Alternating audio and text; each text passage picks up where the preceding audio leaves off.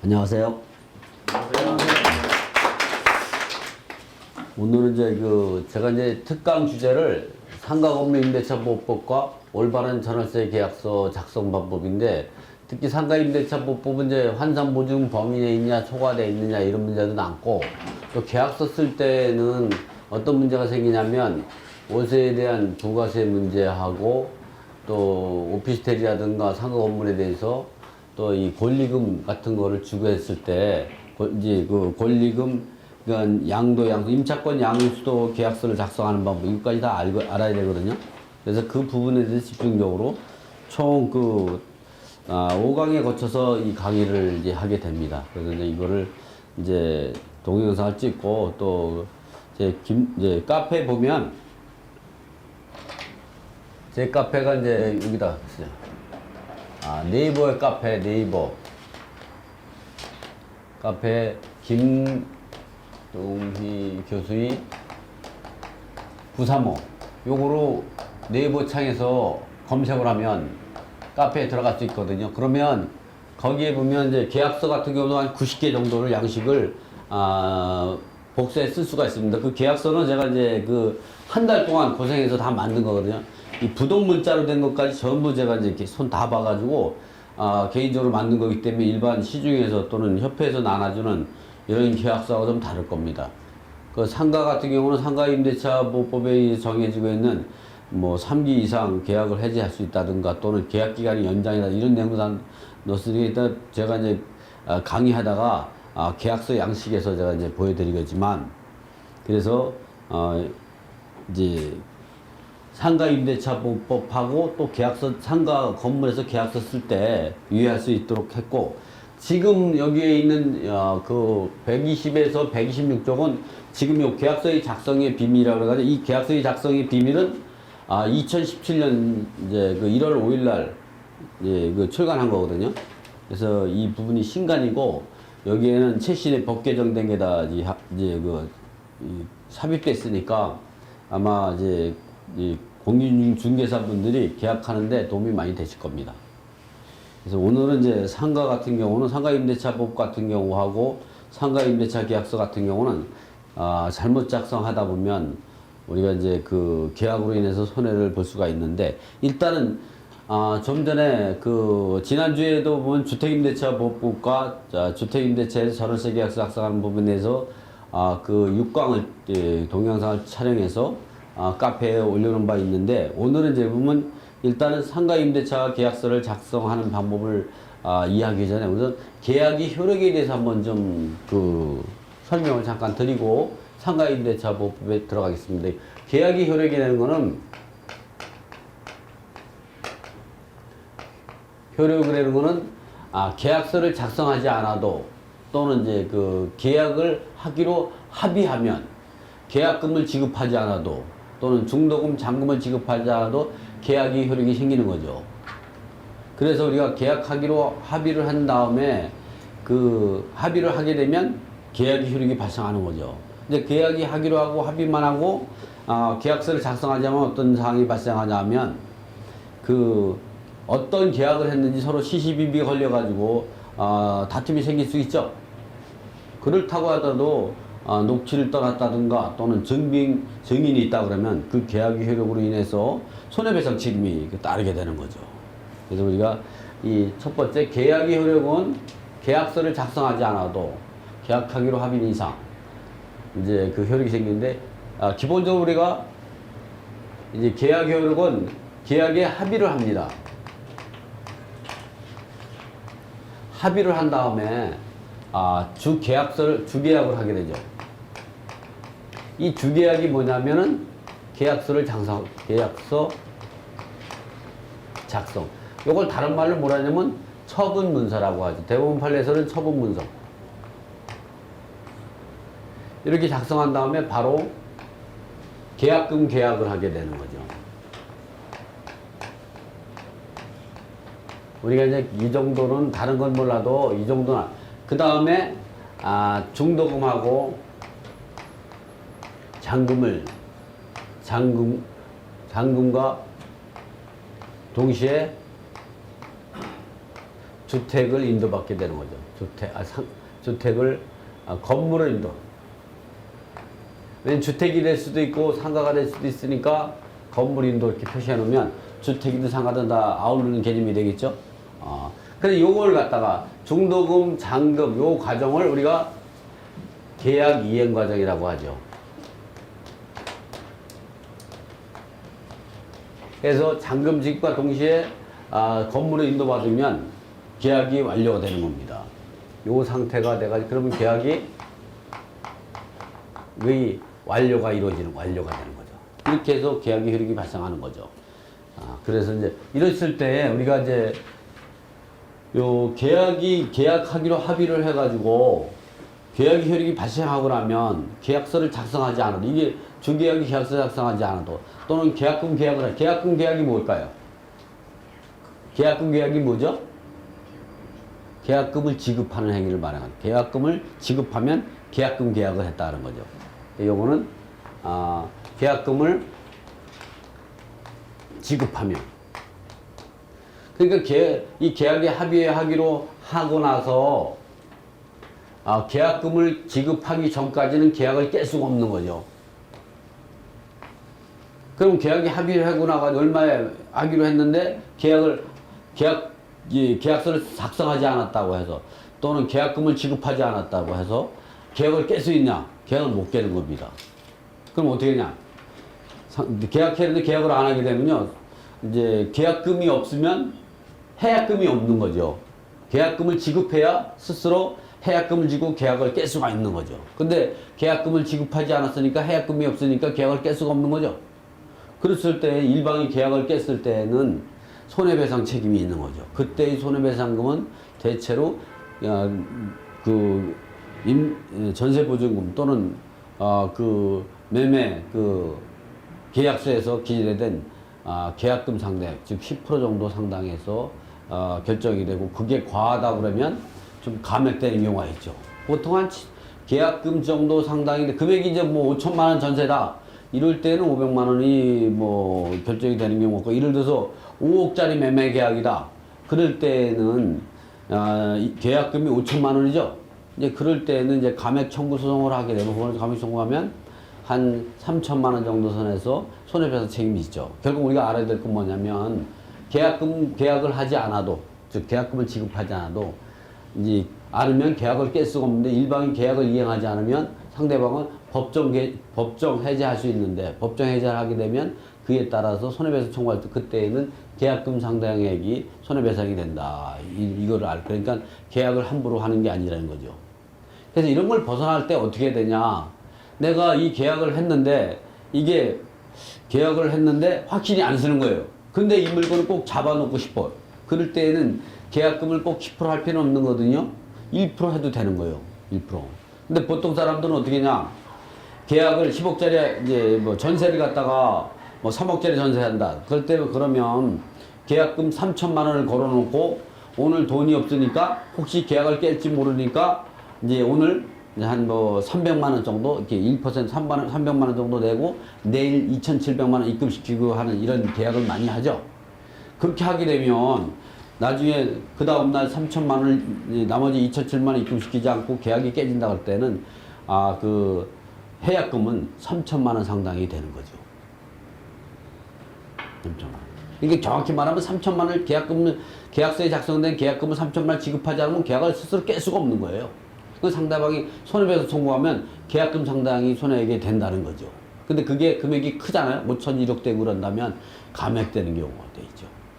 어쨌든 우리가 그러니까 어떻게 되냐. 차라리 계약서를 오늘 계약금을 지급하고 내일 중도금 지급하고 중도금을 2차, 3차, 4차 몇 번 할 수도 있는 거거든요. 그러니까 오늘 그 계약을 할 때는 3억짜리 전세 임대차 계약서 또는 3억짜리 매매 계약서 쓸 때 오늘 계약금을 300만 원 하고 내일이 오늘이 그러니까 오늘이 며칠이죠? 19일이죠? 1월 19일 날 300만 원. 또 1월 20일 날 나머지 2,700만 원. 그리고 중도금은 정상적으로 가면 되는 거죠. 중도금이 없으면 잔금 치르고 이렇게 하는 것이 나한테 유리한 계약을 하게 된다는 거죠. 저는 계약을 계약서 작성의 비밀이 이제 저자지만 이 계약서 작성이 8세 찍은 겁니다. 내 책 중에서 제가 제일 많이 팔아먹은 책이에요. 근데 제가 계약서를 많이 작성을 해봤지만 결국은 계약서 같은 경우는 그럼 계약에 관한 지식도 있어야 되지만 그 계약하기 전에 준비 작업이 많이 있어야 되죠. 준비를 하지 않은 사람은 준비한 사람하고 계약서를 작성하잖아요. 그러면 준비 안 한 사람은 무조건 당하도록 돼 있어요. 상대방이 나한테 유리한 계약서를 계약 문구에 넣을 수 있을까요? 그런 분들이라면 정말로 이제 우리가 잘 알고 있는 성서에서 볼 수 있는 성인 분들이 그렇죠. 그럴 수는 없습니다. 그래서 이러한 것이 있다. 그래서 우리가 여기서 제가 왜 이런 얘기 나오냐면 계약의 효력은 어떤 거와 연결된다? 대항력하고 연결이 된다. 가끔 보면 대항력하고 전세보증금 반환채권하고 혼동하시는 분들이 정말 많아요.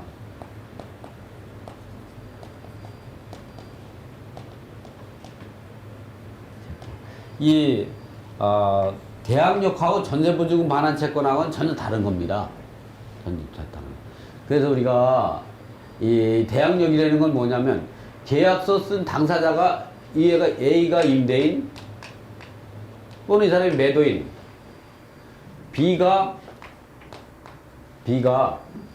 임차인 또는 매매계약서 매수인이 있다고 할 때는 이 두 사람 사이에는 대항력이 있다 이 표현을 하지 않죠. 그 뭐냐? 계약이 효력이 발생하는 거죠. 계약을 안 지켰을 때는 손해배상 책임이 있는 거죠. 거기에 대한. 그런데 대항력이 있다 하는 거는 누구냐? 이 소유자가 A가 A하고 계약했는데 소유자가 누구한테 바뀌냐면 C로 바뀌었을 때 C한테 이 대항력을 주장할 수 있는 힘이죠. 이 임차권을 자동으로 C한테 승계되는 거죠. 이럴 때 승계될 때에 B는 C하고 계약을 이행을 안 하고 계약을 해지할 수 있습니다. A하고 계약했는데 B 임차인이 소유자가 자기도 모르게 소유자가 C한테 바뀌었다 했을 때 또는 알았다고 하더라도 나는 계약을 깰 수 있죠. 계약 기간 중에도. 임대인이 바뀌면 임차인은 새로운 임대인한테 대항력을 주장할 수도 있고 대항력을 안 하고 난 계약을 해지 의사를 밝힐 수가 있는 거죠. 그러면 C가 돈을 내주든가 아니면 A가 내주든가 둘 중에 해서 계약이 이행이 완료가 되는 거죠. 그래서 우리가 선순위 임차인이 대항력을 주장할 수도 있고 또 경매나 공매절차에서 우선 변제권을 배당에 참여할 수 있는 그거죠. 그것이 바로 여기에서 나오게 되는 거죠. 근데 대항력을 주장하게 되면 계속 거주하겠다는 사항이거든요. 그러면 이런 경우는 경매에서는 낙찰자가 인수하게 되는 거죠. 또는 일반 매매일 때는 매수인이 인수하게 되는 거죠. 승계하게 되는 거죠. 그때 승계되는 거는 이제 계약 기간을 승계하고 계약 기간이 이제 만료돼 가지고 계약 해지사가 밝힌다면 전세 보증금 반환 채권과 건물 인도가 동시이행 관계에 있는 거죠. 그래서 전세 보증금 빼줄 때까지 주택을 인도를 거부할 수가 있는 거죠. 상가 건물을 인도를 거부할 수 있는 거죠. 그래서 이 대항력이라는 건 뭐냐면 어떤 거냐면 이 계약의 효력이 생기고 대항력권만 갖추게 되면 대항력이 주택 같은 경우는 주민등록하고 주택 인도죠. 상가 건물은 사업자 등록하고 이제 건물 인도 이렇게 갖추게 되면 둘 중에 마지막에 갖춘 다음날 오전 0시에 대항력이 생기는 거예요. 예를 들어서 5월 1일 날 주민등록 갖추고 전입신고를 하면 전입신고는 주민등록표에 기재하기 때문에 주민등록된 거를 5월 2일 날 주택응도 받았다. 대항력은 5월 3일 오전 0시에 발생하게 되는 거죠. 이게. 그리고 이것이 경매에 들어가면 대항력을 스스로 포기하고 우선 변제권으로 배당 요구해서 전세보증 반환권을 주장하게 되면 이 선순위 임차인 같은 경우는 우리가 이제 그 우선 변제권이 발생하게 되는데, 이 우선 변제권은 최우선 변제금하고 확정일자 우선 변제권이 있다는 거죠. 이 확정일자 최우선 변제는 확정일자가 없어도 최우선 받을 수 있는 임차인이지만, 확정일자 우선 변제권은 그 대항력이 발생해야만이 확정일자 효력이 발생하는 게 있는 거죠. 이건 뭐 좀 이따 배울 거지만, 어쨌든 우리가 이렇게 대항력이 있을 때, 이렇게 대항 요건만 갖추게 되면 대항력이 발생하는 거죠. 이 계약의 효력이 발생해가지고 대항 요건만 갖추게 되면 계약서가 없이 입주할 수도 있어요. 하지만 계약서에 확정일자 받을 수는 없지만, 예를 들어서 계약하기로 하고 돈 지급하고, 또는 돈도 안 지급하고 계약하기로 하고 먼저 대항 요건을 갖추면 그 다음날 오전 0시 대항력이 있는 거죠. 그리고 입주하고 나가지고 계약금 계약하고 중도금 잔금을 지급했다 해도 잔금까지 대항력이 있는 겁니다.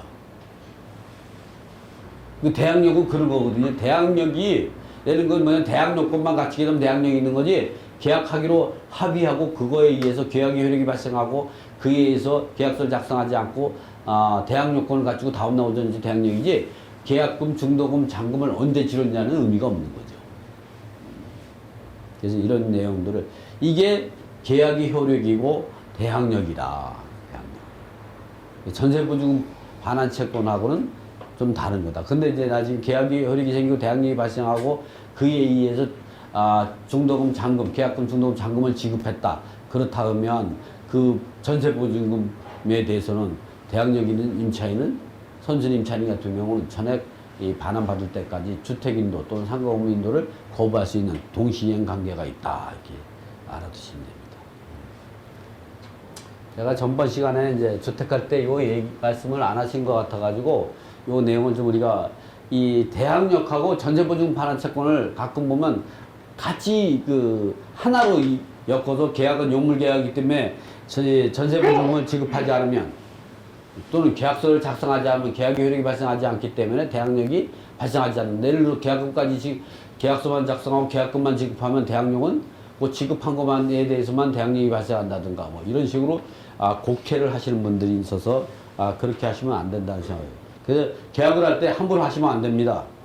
계약서에다가 예를 들어 5천만 원 써놓고 오늘 1,000만 원 집어넣고 내가 계약 안 하려면 1,000만 원만 그 해약금으로 지급하고 계약을 깰 수 있냐? 할 수 없다는 게 대부분 판례에 나와 있죠. 최근에 그 안 된다는 게 두 번 이제 그 몇 개고, 계약서 작성의 분미에도 그런 내용을 대부분 판례를 담아놨습니다. 자, 이거는 뭐 계약의 효력하고 대항력하고 그다음에 이제 그 우선 변제권으로서 전세보증 반환 채권은 주택인도와 동시이행 관계에 있다는 걸 가볍게 한번 살펴보고, 이번엔 상가건물 임대차 보호법에서 본격적으로 한번 이제 들어가 보겠습니다.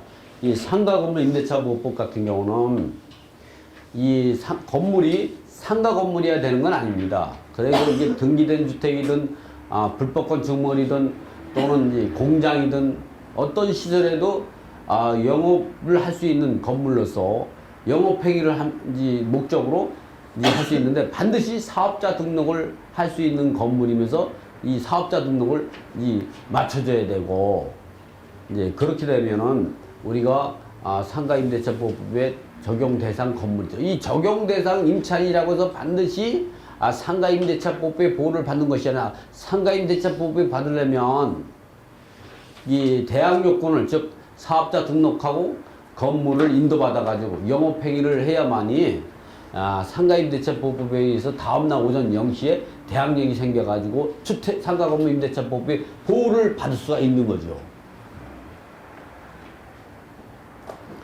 네, 그래서 이제 보면, 그러면 상가임차인으로 보호를 받을 수 있는 임차인은 누구냐? 예, 그 사업자 등록을 할 수 없는, 사업자 등록이 되지 않는 상가임차인은 이 보호를 받을 수 없습니다. 사업자 등록하고 건물 인도를 해서 대항력을 갖춰서도 다음날 오전 0시에 대항력인데, 이때도 모두가 보호를 받는 게 아니라 환상보증금이 보증금 플러스 월세 곱하기 100으로 해가지고 이게 상인법 적용 범위 내에 있는데, 서울 같은 경우 지금 4억을 환산보증 범위 내에 있죠. 이거랑 또 있는 거와, 이러한 경우는 우리가 대항력과 우선 변제권이 주어지게 되죠.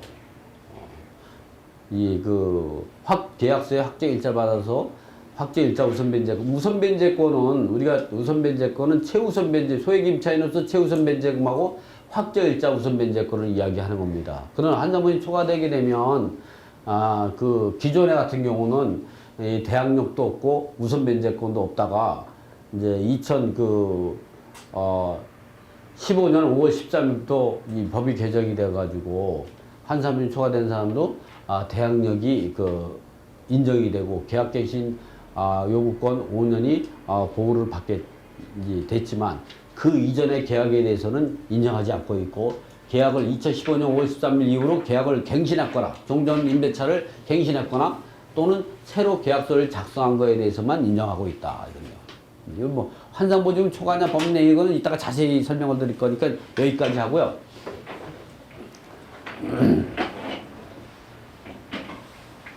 그러면 상가 임차인 대항력은 언제 발생하는가? 좀 전에 얘기했지만 이렇게 상가 임대차는 그 등기가 없는 경우도 그 임차인이 건물 인도와 사업자 등록을 신청하면 그 다음에 가끔은 사업자 등록을 이제 구청에서 구청 사업자를 내는 경우가 있죠.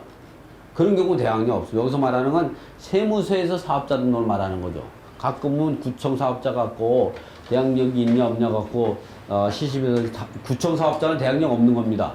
상가임대차 부분은 반드시 세무서에서 사업자 등록하는 거면 인정이 된다.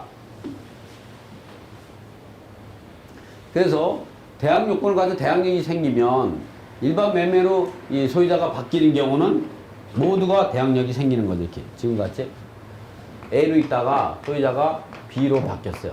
이럴 때에는 요 등기부에서 가장 먼저 등기된 말소기준 권리하고 여보다 먼저 선순위로 5월 1일 날 대항요건 갖춘 갑 임차인, 6월 1일 날 근저당, 또 을 임차인이 대항요건을 7월 1일 날 갖췄다 그러면 이 갑, 근저당을 전부 대항력이 생기는 거죠.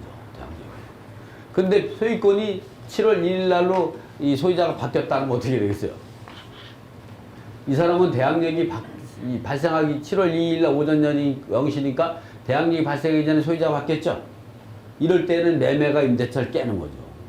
이 사람의 임차보증은 일반 채권자에 불과해서 계약서 작성한 A한테만 청구할 수 있고 이 사람은 청구권이 없죠. 결국 이 사람은 어디로 갔겠어요? 이민 갔겠죠? 어떻게 돼요? 매매는 임대차를 깨니까 이 사람은 전세보증금 다 날리고 쫓겨나는 거죠. 이 사람이 명도소송을 하겠죠? 명도소송을 할 때는 돈 한 푼도 안 주고 강제집행하게 되는 거죠. 그래서 이 임차인 같은 경우는 대항 요건을 갖췄을 때 반드시 우리가 조심해야 될 것들은 당일날 소유자가 바뀌어버리면 그 임차보증은 이제 하늘나라로 날아가 버리는 겁니다. 그래서 우리가 이제 뭐 그렇게 사기치고자 하는 사람한테는 못 당하겠죠. 그래서 우리가 이런 걸 보호하기 위해서 우리가 하는 방법이 그래서 사업자 등록을 우리가 이제 한 2, 3일 전에 먼저 하게 되면 그 상가를 갖다가 상가 건물을 사고자 하는 사람은 그 사업자 등록을 열람을 해보겠죠. 세무서에 가가지고. 그래서 사업자 등록이 돼 있다 그러면 대항력이 발생할 수가 있으니까 예연에 사고를 방지할 수 있다는 거죠. 주택도 마찬가지고 상가도 사업자 등록이나 주민등록 이런 것들을 반드시 잔금 치르고 주택을 인도받기 전에 2, 3일 전에 그 대항 요건을 갖춰라. 그럴 때에 대항 요건은 두 가지를 갖춰야 대항력이 생긴다 그랬죠.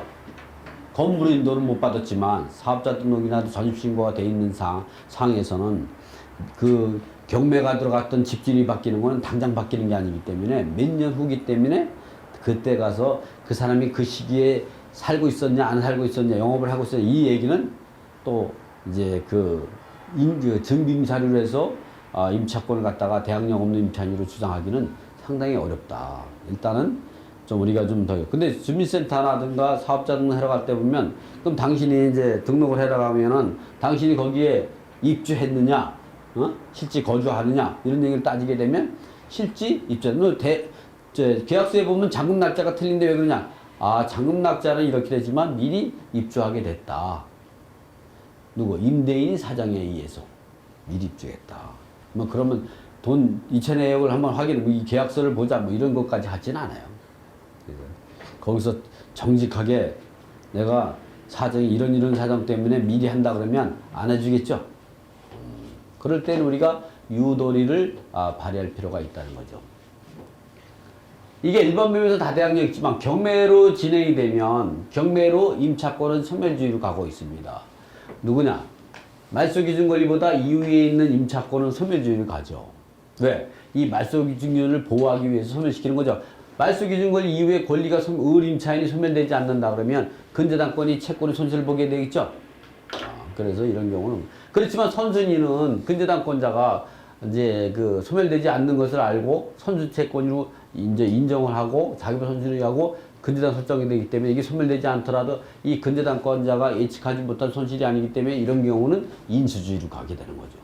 이럴 때 이 사람을 우리가 선순위 임차인이라고 하죠.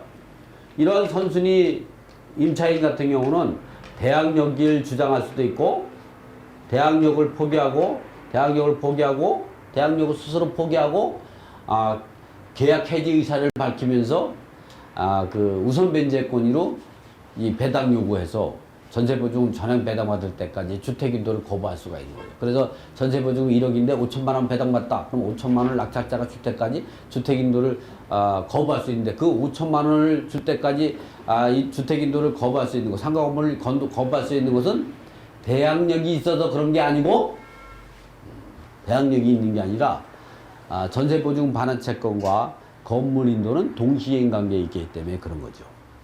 왜냐면 전세보증이 대항력은 이미 스스로 포기한 거예요. 왜? 집주인이 바뀌면 계약 해지 의사를 계약 해지를 할 수 있는 권리가 있다 그랬죠. 그래서 이 사람만 대항력이 있고 이 사람은 경매로. 근데 일반 매매는 다 대항력이 있는 거죠. 그래서 우리가 이제 그 일반 그 거래에서 경매처럼 말소기준권을 기준으로 해서 하면 안 됩니다. 그렇다고 하더라도 을 같은 경우 조심해야 되는 게 7월 1일 날 이 잔금을 치르고 주택을 인도받았어. 건물을 사업자 등록을 하고 건물 인도받았는데 잔금을 치르고 그날 소유자가 바뀌어버리면 이 사람은 저 세상으로 가는 거죠. 이 세상 사람이 아니죠. 저 세상 가가지고 이 사람을 만나야죠. 이 사람 아마 하와이가 있든 또는 러시아가 있든 찾아가지고 돈을 받아야 되는데 상당히 어렵겠죠. 그런 부분들이.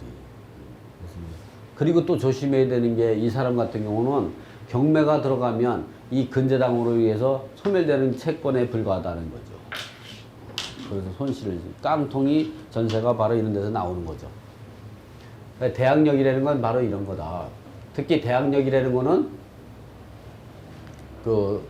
이와 같이 이제 사업자 등록하고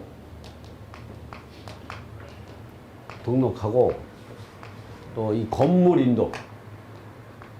이 건물인도를 두 개를 동시에 갖추고 있어야 된다. 그러면 같은 날 하지 않았을 때는 여기 5월 1일이다 그러면 요거 5월 6일이다. 그러면 5월 두 개 마지막 갖춘 다음 날 오전 0시 된다. 그러니까 우리 결국 사업자 등록만 되고 건물을 인도받지 못하고 거기서 영업행위를 하지 않으면 대항력은 없다. 이렇게 보시면 돼요.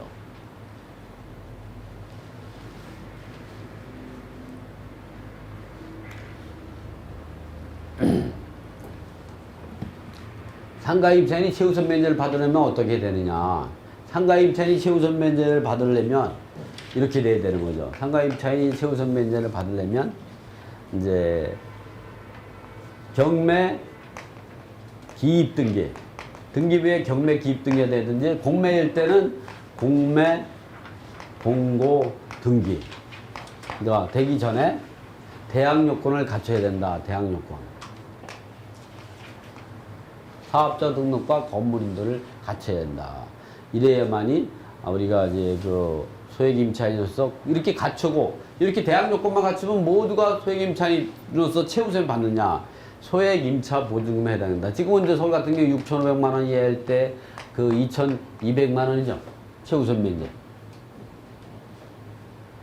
이러한 것들이 대항 요건을 갖추고 6,500만 원 이하에. 근데 2,200. 근데 보통 사람들은 어떻게 하냐면 이거를 착각하는 게 이런 게 보증금이 1,000만 원인데 월세가 60만 원이다.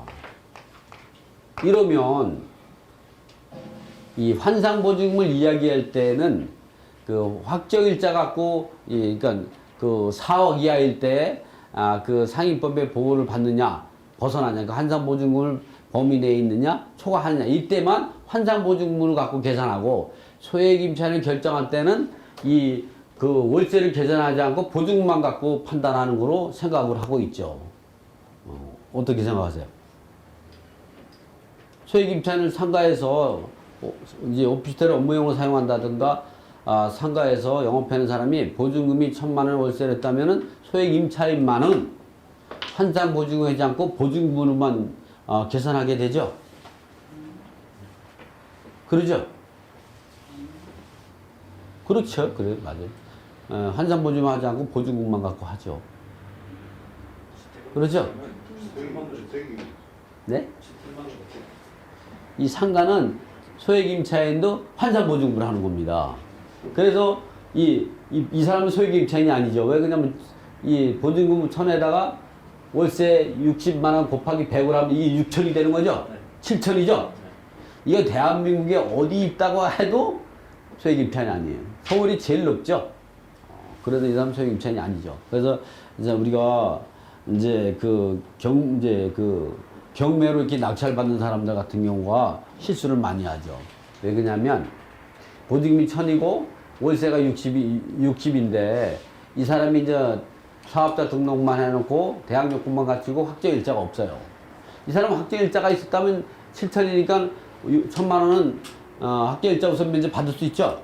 이 사람이 사업자 등록만 돼 있고 이제 그 건물에서 영업행위만 하고 있다면 대항력이 있고 이제 이걸 배당 요구했다도 확정일자로서 배당 못 받고 소액임차 최우선면을 받는데 그래서 그 최우선을 받을 거로 생각해서 이걸 인수 안 할 거라고 해서 낙찰받는 게 종종 많습니다. 이걸 인수해야 돼요. 배당이 참여할 수 없거든요. 확정일자가 없으면요. 근데 소액임차인이라고 이게 보증금이 예를 들어서 50이라고 생각하면 6천이 되는 거죠. 이게 서울이 따르면 2,200 받을 수가 있으니까 요거는 보증금이 1,000이니까 이 사람은 이제 불쌍하니까 2,200 더 줘야지 1,200 더 보태주는 겁니다. 이게 주게 되죠. 이 사람은 2,200 받아야죠. 이게 안 통하네. 이게 제가 자꾸 제가 이 반어법 쓰고 왜 이렇게 거짓말을 하냐 하면 이만큼 이렇게 실수하면 안 되는 거죠. 이게 이렇게 하면 1,000만 원만 받는 거죠. 불쌍하다고 1,200 더 주면 그건 어떻게 돼요? 한국은행에서 돈을 찍어서 줘야죠.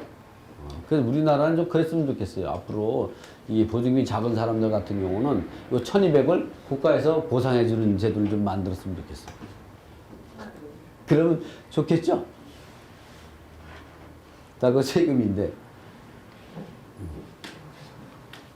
그래서 여기 경매 기입 등기 이전에 대항 요건을 갖추게 되면 소액임차 세우죠. 근데 경매 기입 등기 이후에 대항 요건을 갖췄다. 이 사람은 소액임차 압류율에게 저촉을 받아가지고 소액임차인이 하더라도 최우선 못 받습니다. 그러면 경매 기입 이 사람은 뭐 6월 1일 날 갖췄고 이 사람은 7월 1일 날 경매 기입 등기가 됐고 이 사람이 8월 1일 날 대항 요건을 갖추고 상가니까 주택에서 전입신고도 하고 확정일자도 받았다. 상가에서는 사업자 등록하고 확정일자도 받았다. 이랬을 때, 이 사람은 대항력은 없는 거죠. 근데 확정일자 우선 면제권은 받을 수 있을까 없을까요? 경매 기입등기 이후에 입주한 임차인이, 소액임차는 최우선 면제를 못 받지만, 확정일자 우선 면제권으로 배당에 참여할 수 있을까 없을까요? 네? 네? 있다고요? 없다. 있습니다. 있어요. 근데 이게 진정한 임차인은 받을 수 있어요. 이게 경매 기입 등기 이전에 가압류 채권하고 동순위 안분 배당하는 거예요. 그래서 대항 요건 안 갖췄더라도 반드시 대항 요건을 갖추고 계약서의 확정일자를 반드시 받아야 됩니다. 계약서의 확정일자만 받으면 안 됩니다. 사업자 등록을 해야 되고 전입신고를 해야 됩니다. 그리고 거주해야 되죠. 이렇게 해야만이 대항력이 생기는 거죠.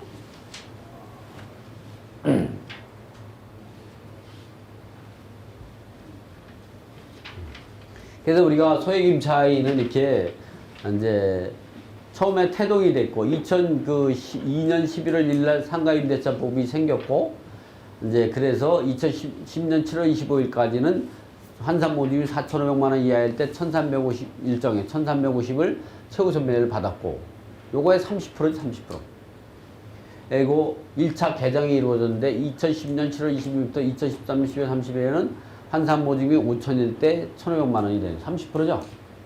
그 다음에 2차 개정이 있는데 2014년 1월부터 현재까지는 환산 모집 6,500만 원 때 2,200이 되는 거예요. 이게 4개의 권역별로 서울하고 수도권, 광역시, 그 밖의 지역으로 4개로 나눴죠. 무조건 다 환산 보증으로 계산하게 된다. 이걸 잊어버리시면 안 돼요. 그래서 간단히 보면 이렇게 서울 같은 경우 보증 1,000에 월세 50이면 환산 보증 6,000이기 때문에 소액 임차에 해당이 되는 거죠. 근데 이게 여기 요 구간에 있죠. 근데 근저당권이 여기에 설정돼 따르면 이 근저당권에 우선하는 소액 임차인이 아니라는 거죠. 응? 근저당이 요 구간에 설정됐거나 이 구간에 설정됐다고 그러면 소액 임차인으로서 요 구간에 근저당 설정됐다면 5,000만 원이니까 2,200까지 받을 수가 있는 거죠. 이 구간에 설정됐다면 1,500밖에 못 받는 거죠. 근저당 우선해서. 그리고 2순위로 근저당이 받아가 받고 이렇게 소액 임차인을 결정하는 기준이 된다. 그러나 이렇게 지금과 같이 보증금 3,000이고 월세가 40이면 환산 보증금 3,000만 원에다 월세 40 곱하기 100이니까 4,000만 원이 7,000이 되는 거죠. 이 사람은 소액 임차인이 해당이 되지 않는 거죠. 어디든 될 수가 없죠. 기사는. 그러면 우리가 현행법상 소액 임차인이면 누구나 최우선 매를 받을 수가 있느냐. 그래서 이거는 이제 첫 번째 매각 물건에 상가 건물에 담보 물건이 없다면 현행 상가건물 임대차보법에 의해 따라서 서울의 경우 6,500만 원 이하일 때 환산 모집 6,500만 원 이하일 때 임차인이 상가건물 가액이 2분의 1, 즉 상가건물이라는 건 상가건물이 매각대금에서 경매 비용을 뺀 금액이거든요.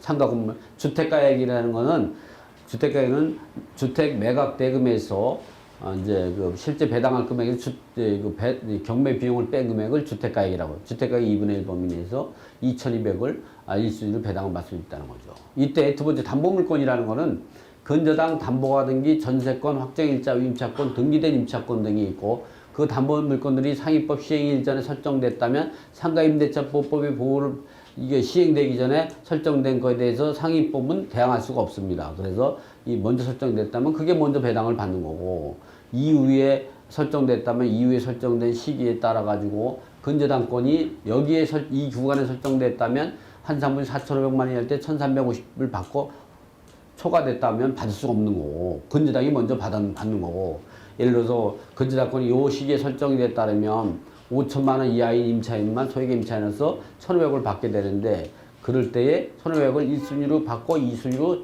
아까 같이 저당권무 채권이 배당을 받고 이렇게 되는 거죠. 순서가.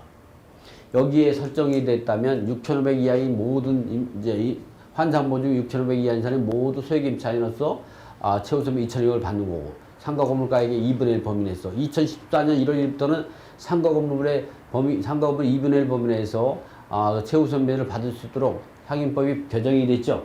그러나 근저당권이 언제냐?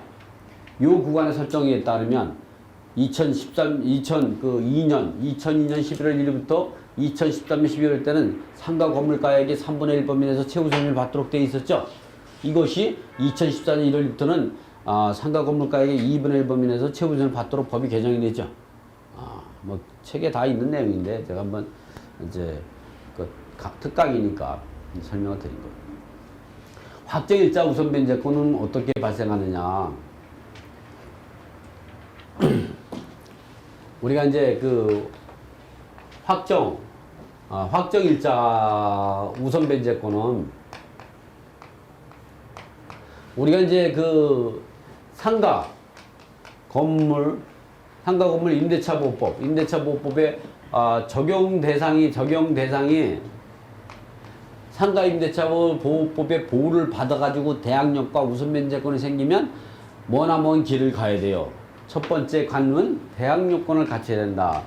사업자 등록하고 건물인도 이것만 갖추게 되느냐? 이걸 갖추고 나가지고 대항력이 발생해야죠. 그리고 나서 우선 변제권이 생기는 거죠. 발생하게 되는 거죠. 그래서 우리가 여기 보면, 그래서 우리가 대항력이 없으면 상가건물임대차법의 보호를 받을 수가 없는 거죠. 대항력이 발생.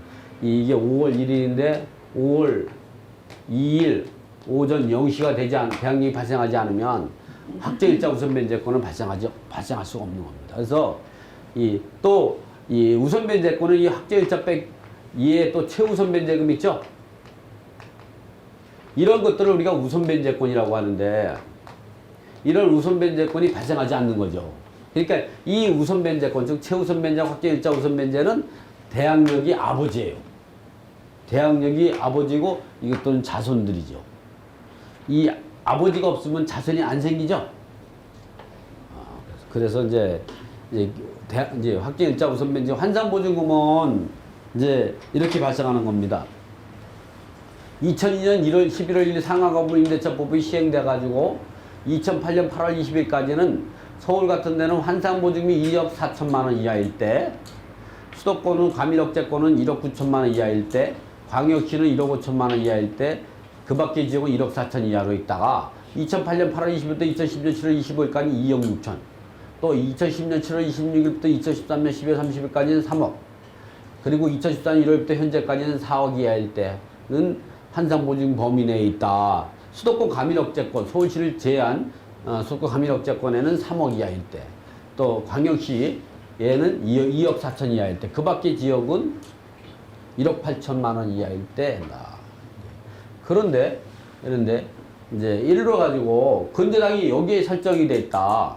그러면 이 건재당권에 대해서 확정일자 갖고 또는 이제 소액임 차이는 이게 뭐 다툰다든가 할 때는, 확정일자 다툴 때에는 이 2억 6천만 원 이하인 사람만 이 담보물건에 대해서 순위를 갖다가 우선순위를 정할 수가 있는 거지. 예를 들어 가지고 지금 현행법상 4억 이하인 사람은 여기에 당시에 설정된 담보물건, 저당권분 채권에 대해서는 이 상위법으로 대항할 수가 없는 거죠. 이렇게 상위법은 상당히 까다롭습니다. 상가건물임대차법은. 그럼 이렇게 대항요건과 확정일자를 갖추게 되면 대항력이 발생하고 확정일자 효력이 발생하는데, 그러면 이제 우리가 이제 여기 보면 대항력하고 확정일자 효력이 언제 발생하는가를 한번 좀 이제 계산을 한번 해보죠. 이와 같이 이제 우리가 사업자 등록을 하고 건물을 인도받게 되면 이렇게 5월 1일 날 사업자 등록도 하고 5월 1일 날 상가 건물을 인도받았다. 그리고 이제 그 사업자 등록할 때 그리고 나가지고 계약서에 확정일자는 언제 받았느냐? 6월 1일 날 받았다. 이렇다면 대항력은 5월 2일 오전 0시에 발생하게 되는 거죠. 확정일자 효력 발생의 시는, 우선변제권이 효력 발생의 시는 언제냐? 6월 1일 당일 주간에 발생한다. 이 주간에 발생하는 거는 이제 세무서가 문 여는 09시 땡땡부터 18시 정각까지 아무도 모르는 거예요. 같은 날 확정일자 받으면 다 동순이에요. 동순이가 되는 거죠. 이거는 왜냐하면 대항력이 먼저 발생했죠. 이렇게 발생하고 우선변제권은 당일 주간에 발생하는 게 당일 주간에. 그러나 예를 들어서 5월 1일 날 계약서에 확정일자를 받고, 그리고 6월 1일 날 이 대항요건을 갖췄다면, 요건을 갖다면 대항력은 6월 2일 오전 0시에 대항력이 발생한다. 확정일자 우선변제권은 언제냐? 대항력이 발생하기 전까지 확정일자 효력이 발생하지 않아요. 그러니까 언제? 6월 2일 오전 0시까지는 확정일자의 효력이 발생하지 않는 거죠. 상가건물 임대차의 보호를 받을 수가 없는 거죠. 그래서 이럴 때에는 이 대항력이 발생하면 즉시 똑같은 시각에 확정일자 효력 발생 시가 발생하게 되는 거죠. 그래서 이런 부분들을 우리가 그러면 같은 날 5월 1일 날 대항 요건 이제 사업자 등록도 하고 확정일자도 받았다. 이러면 대항력은 5월 2일 오전 0시에 발생하죠. 확정일자 효력 발생에는 언제 발생할까요? 같은 날 대항요건도 갖추고 확정일자를 받았다 그러면 대항력은 5월 2일 날 오전 0시에 발생하고 확정일자 효력 발생은 언제 발생할까요? 5월 2일 오전 0시죠. 이것도 이제 그 대항력이 발생하기 전에 아무리 확정일자를 저녁 6시에 받았다고 하더라도 그 다음날 새벽 0시까지는 대항력이 발생하지 않은 거죠. 그렇기 때문에 이 지금 요거와 똑같은 상황이 되는 거죠. 그래서 같은 날 대항력과 확정일자 우선변제 같은 날 발생한다. 그래서 이렇게 이제 대항력과 이제 그 우선변제권으로서 최우선변제 확정일자 효력 발생 시에 대해서 알아봤습니다.